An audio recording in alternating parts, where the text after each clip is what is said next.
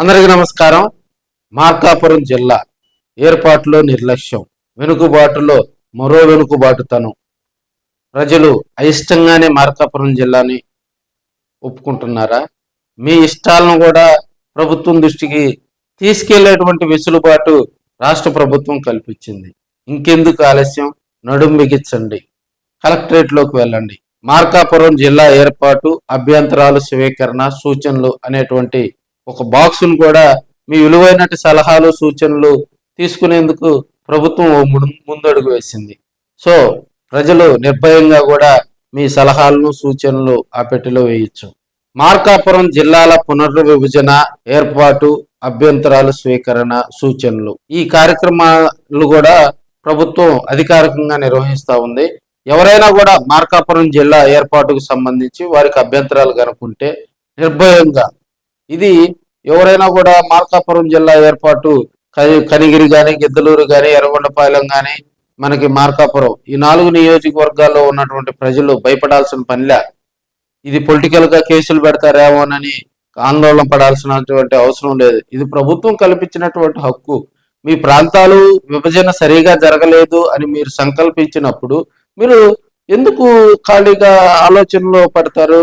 ఒక 10 మంది నుంచి 1000 మంది వరకు కూడా మరి ఒక చోట కూర్చొని మాట్లాడుకోరు. ఆ ప్రాంతాల్లో ఆ ఇబ్బందులను కూడా ప్రభుత్వం దృష్టికి తీసుకెళ్లొచ్చు.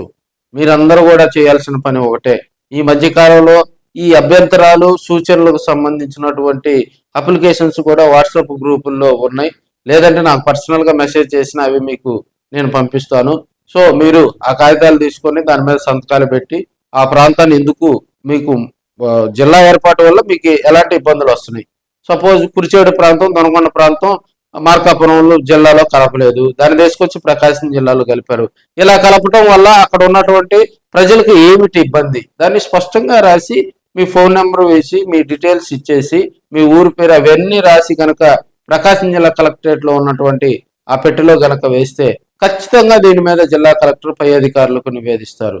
సో ఎవరు కూడా మరి మార్కాపురం ప్రాంతంలో ఉన్నటువంటి మార్కాపురం జిల్లా ఏర్పాటులో ఉన్నటువంటి ప్రాంతాల వారు ఎవరు కూడా కంగారు పడాల్సినటువంటి పని లేదు.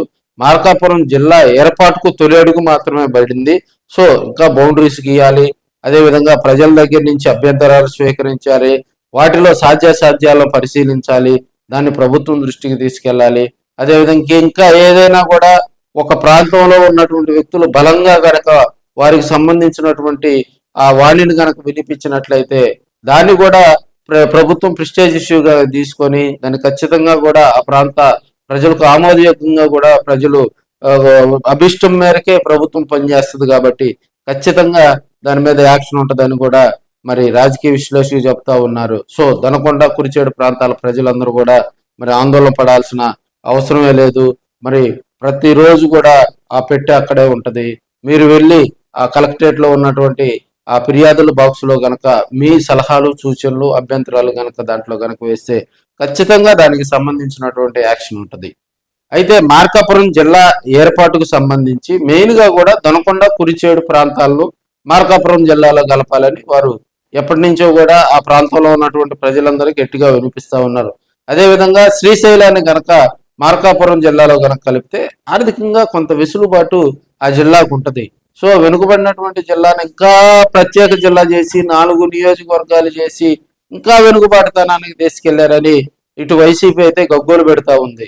సో ఇప్పటికైనా కూడా ప్రభుత్వంలో ఉన్నటువంటి పెద్దలు ఆలోచించండి, ఆలోచించి నిర్ణయం తీసుకోండి. ఒక చిన్న జిల్లా ఏర్పాటు వల్ల అభివృద్ధి సాధ్యమా? పారిశ్రామికంగా అభివృద్ధి చెందుతుందా? అక్కడ మరి డ్రై ఏరియా అయినటువంటి మార్కాపురం కానీ, ఎర్రగొండపాలెం కానీ, గిద్దలూరు కానీ, కనిగిరి ప్రాంతంలో కానీ వెలుగొండ పూర్తయితేనే అక్కడ వాటర్ కి ఎలాంటి ఇబ్బంది ఉండదు. సో అలాంటి పరిస్థితుల్లో ఇప్పుడు ఉన్నటువంటి జిల్లాకు సంబంధించి మరింతగా ప్రజల్లోకి అక్కడ ఉన్నటువంటి ఇబ్బందులు కనుక తీసుకెళ్లి ప్రభుత్వం దృష్టికి కనుక తీసుకెళ్తే రాబోయే రోజుల్లో కొంత వెసులుబాటు ఉంటది. సో ప్రజలు ఆలోచించాలా, మేల్కొనాలా, ప్రజలను చైతన్యవంతులను చేయాలా. మార్కాపురం జిల్లాకు సంబంధించి హడావిడిగా జిల్లా ప్రకటించడం కాదు, హడావిడిగా ప్రాంతాలను విభజించడం కాదు, హడావిడిగా జిల్లా బౌండరీస్ ఏర్పాటు చేయటం కాదు. ప్రజల అభిష్టం తెలుసుకోవాలా. అదేవిధంగా ఆయా ప్రాంతాలు ఒక ప్రాంతాన్ని విడగొట్టినప్పుడు ఇప్పుడు దర్శనం తీసుకొచ్చి ప్రకాశం జిల్లాలో కలపటం వల్ల ఎవరికి మేలు చేకూరుతుంది, అది రాజకీయంగా ఎవరికి లబ్ధి చేకూరుతుంది? మార్కాపురం జిల్లాలో 4 నియోజకవర్గాలు మాత్రమే కలపటం వల్ల రాజకీయంగా అది ఏ పార్టీకి బలంగా లబ్ధి చేకూరుతుంది? మార్కాపురంలో ప్రస్తుతం తెలుగుదేశం పార్టీ ఎమ్మెల్యే కందుల నారాయణ రెడ్డి గారు ఉన్నారు. గిద్దలూరులో ముత్తుమల అశోక్ రెడ్డి గారు తెలుగుదేశం పార్టీ ఎమ్మెల్యే. అదేవిధంగా కనిగిరిలో మరి ఉగ్ర నరసింహారెడ్డి గారు తెలుగుదేశం పార్టీ ఎమ్మెల్యే. ఒక ఎర్రగొండపాలెం కాన్స్టిట్యున్సీలోని వైసీపీ ఎమ్మెల్యే తాడిపట్టి చంద్రశేఖర్ గారు ఉన్నారు.